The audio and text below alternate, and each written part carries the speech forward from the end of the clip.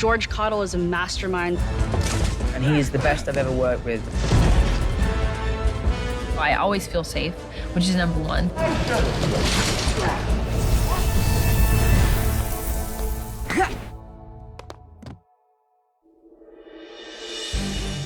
So we had 8 or 9 weeks of prep and rehearsal, and we put all of these fights together, and we tried to keep the tradition of what the fights and what the bad guys would normally focus on alive with that element, but also put our spin on it. George's whole team just have such a physicality that bring our story to life. And 3, 2, 1, action. Obviously, wires play such a massive part, but the hard thing for wires with us on this is we had to put some 6, 7, even 8 characters on wires at the same time, and they all had to be very unique to their own character. We couldn't just hang Doc Ock there and hang the Green Goblin there, because it's like, no, they move very differently, and Goblin moves around on his flyer. So we had to make sure that when we were doing wires with him, that it played uniquely to his movements and his character. And that was one of the hardest things for us, was to make sure that we had all of those components together to make sure that the character was represented correctly from the wires and from the way they put the fights together. Told you I never want to do this ever again! MJ, I'm so sorry, but I can't see anything with your hand in my... I'm sorry. We have an incredible team of people who make sure that we are very safe. It's like, whenever in the world will I be able to experience this stuff? First day we had Zendaya with us was her jumping off a bridge in New York for the opening sequence. We had a scissor lift 55 feet in the air. We had 2, 100-foot cranes above her. Yeah, my first day of shooting was like, okay, we're gonna lift you up on a cherry picker and you're just gonna jump off. And I was like, well, this sounds familiar. We had the camera right next to her on a high-speed winch. We had her on a decelerator. She did nearly 50 feet of free fall and 9 feet of deceleration to a mark, and absolutely perfect. What are you doing at work today? Oh, well, I just put a harness on and jumped off this thing. Yeah, Stuck it.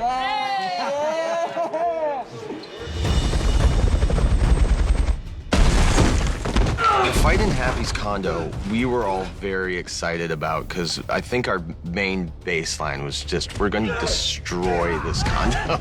They're going through buildings, they're crashing through walls. One of my favorite sequences in the whole movie. The Green Goblin is super strong, and he can take the abuse and the violence from Spidey. So that was a really interesting and exciting avenue for us to explore. You have Willem and Tom doing a lot of their own stunts and wanting to be part of the physical process. We wanted to make a Spider-Man fight that was violent, that he's going through walls, Goblin's going through walls, we're going through floors, and we just wanted to make it as big as it could be, as well as really play that Willem is a demented, evil character. Spidey isn't doing so good in the fight, and he's got Goblin against the wall, and he's just giving it all he can, and Willem is just doing this incredible reactions with his face, and then just stops and gives the Goblin the laugh, but that cackle.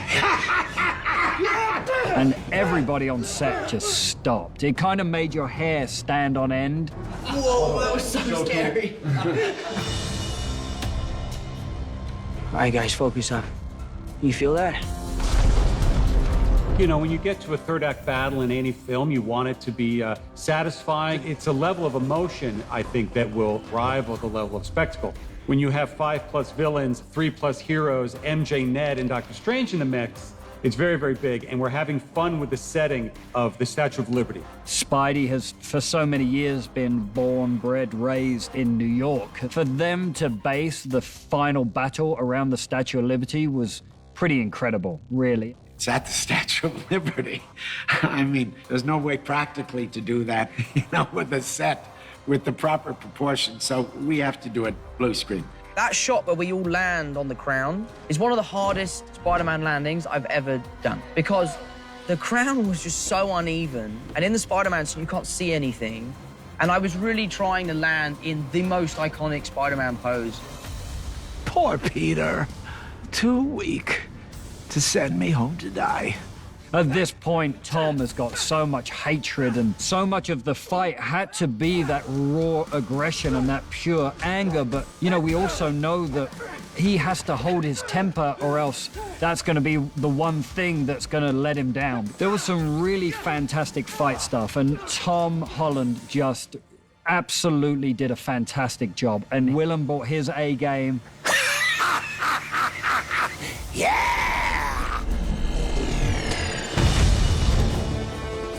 I love George, and I have never once been injured.